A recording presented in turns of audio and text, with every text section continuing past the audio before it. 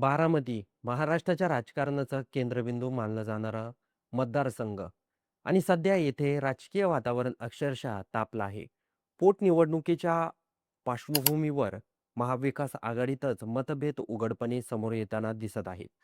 आणि या वादाच्या केंद्रस्थानी आहेत राष्ट्रवादी काँग्रेसचे युवा नेते पार्थ पवार यांच्या एका वक्तव्यामुळे काँग्रेस आणि राष्ट्रवादी काँग्रेस यांच्यातील तणाव पुन्हा एकदा चर्चेत आला आहे.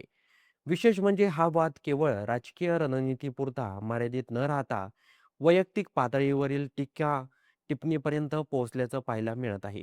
बारामती विधानसभा मतदारसंघात पोटनिवडणूक जाहीर झाल्यानंतर महाविकास आघाडीत एकमत होईल आणि निवडणूक बिनविरोध पार पडेल अशी अपेक्षा व्यक्त केली जात होती.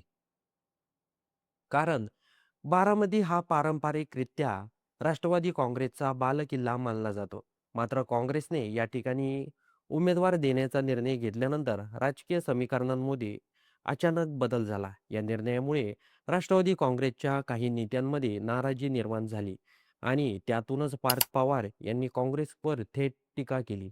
काँग्रेसने बारामती उमेदवार दिल्यामुळे महाविकास आघाडीत फूट पडू शकते असा सूर काही नेत्यांकडून व्यक्त केला जात असताना पार्थ पवार यांनी काँग्रेसवर निशाणा साधत पक्षाचा डाऊनफॉल म्हणजेच पडता काळ सुरू झाल्याचं वक्तव्य केलं. त्यांच्या या वक्तव्यामुळे राजकीय वातावरण अक्षरशः खळबळ उडाली. महाविकास आघाडीत एकमेकांवर सार्वजनिकरित्या टीका होणं हे सहज टाळलं जातं. मात्र यावेळी वाद उघडपणे समोर आला. पार्थ पवार यांच्या टीकेला काँग्रेसनेही जोरदार प्रत्युत्तर दिलं. काँग्रेसचे अधिकृत एक्स हँडलवरून अत्यंत तीव्र शब्दात प्रतिक्रिया देण्यात आली. धड भाषण देता न येणाऱ्या आणि कुटुंबाच्या पूर्वपुण्याईवर खासदार झालेल्या मुलाने काँग्रेसच्या डाऊनफॉलबद्दल बोलणे जरा जास्तच नाही का? अशा शब्दात काँग्रेसने पलटवार केला. एवढ्यावरच न थांबता काँग्रेसने पुढे म्हटलं, की महाशक्तीसमोर गुडघे टेकलेल्या या कृतघ्न मुलाने काँग्रेसबद्दल बोललेच बरे नाही. या प्रतिक्रियेमुळे वाद अधिकच तीव्र झाला. काँग्रेसच्या या पोस्टमुळे पार्थ पवार यांच्या वैयक्तिक आणि कौटुंबिक बाबीचाही उल्लेख करण्यात आला. त्यांच्या वडिलांच्या मृत्यूच्या संदर्भाचा उल्लेख करत काँग्रेसने राजकीय सोयीसाठी शांत राहिल्याचा आरोप केला. तसंच या प्रकरणात न्याय मिळवून देण्यासाठी कर्नाटक राज्यात एफ-आय-आर नोंद करण्यात आल्याचा उल्लेखही पोस्टमध्ये करण्यात आला आहे. त्यामुळे हा वाद केवळ राजकीय मतभेदापुरता मर्यादित न राहता वैयक्तिक आरोप प्रत्यारोपापुरता पोहोचल्याचं दिसत आहे. दरम्यान काँग्रेसचे ज्येष्ठ नेते नाना पटोले यांनीही या प्रकरणावर प्रतिक्रिया दिली आहे. त्यांनी संयमित भूमिका घेत पार्थ पवार यांच्यावर थेट टीका टाळली. दबाव तंत्र वापरून आणि टीका करून प्रश्न सुटत नाही असं म्हणत ते म्हणाले, पार्थ पवार वयाने लहान आहेत.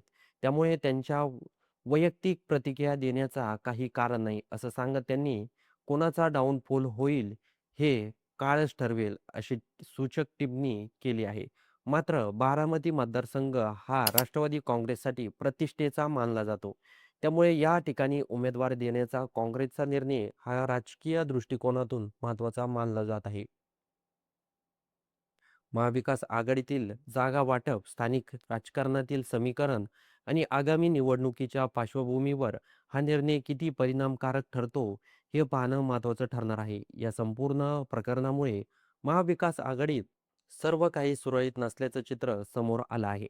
एकीकडं विरोधकांशी लढण्याची तयारी सुरू असताना दुसरीकडं आघाडीतील पक्षामध्येच मतभेद दिसत असल्याने राजकीय चर्चांना उधाण आलं आहे. बारामती पोटनिवडणूक केवळ एक निवडणूक न राहता राजकीय प्रतिष्ठेची लढाई बनली आहे.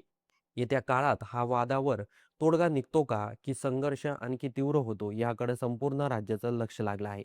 तर बारामती विधानसभा निवडणुकीमध्ये कोणता नेता निवडून येईल हे कमेंट बॉक्समध्ये नक्की नोंदवा आणि व्हिडिओ आवडला असेल तर सर्वात आधी चॅनलला सबस्क्राईब देखील नक्की करून जा.